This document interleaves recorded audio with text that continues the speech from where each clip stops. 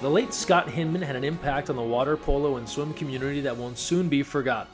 A water polo player at UC Santa Barbara and a member of the Santa Barbara Masters Club, Hinman embarked on a coaching career in the 1970s that would see him coach at the club, collegiate, and high school levels while playing a pivotal role in the early days of the USA Water Polo Women's National Team.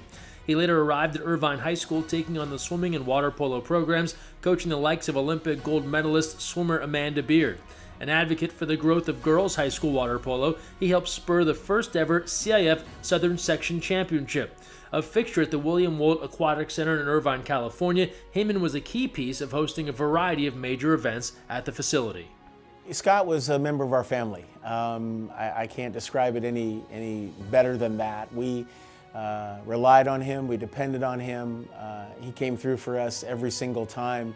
You know, when the facility opened up at Woollett Aquatics Center, Scott was the first guy to say, you know, how can we help you and host events there? And so for many, many years, you know, we've hosted our water polo championships, our water polo semifinals for boys and girls.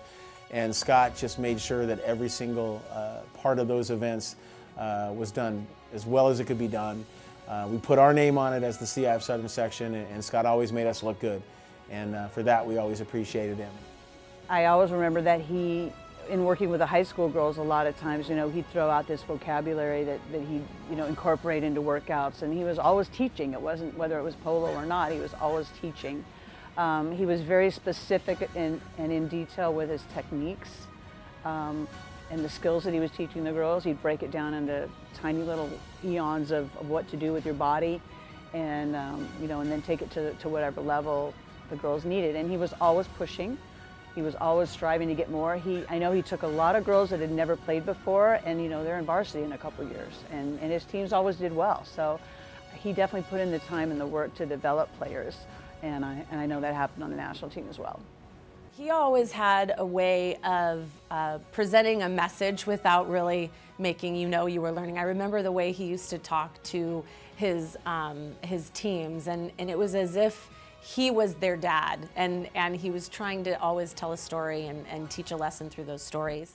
I remember during the girls' season, two teams showing up and kind of posturing in the pool. They were both wearing the same color caps, and obviously someone was supposed to be changing caps. And Scott, he comes running around the corner with these old moldy practice caps, you know, that were kind of bottom of the barrel, and they were white with a touch of green, and he said, "No problem, coach, I've got caps for you, I've got your white caps." And it was, you know, kind of this clash of the titans with these two schools trying to wear the same color caps, and who's going to bend first, and then Scott trying to interject the humor with the old moldy practice caps, and that was just a great moment.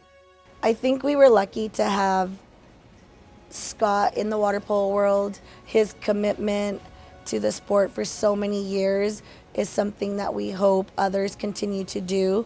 Our sport wouldn't be the same without people like Scott. Our task is to keep Scott's legacy alive. Our task is to keep him in our minds and our hearts.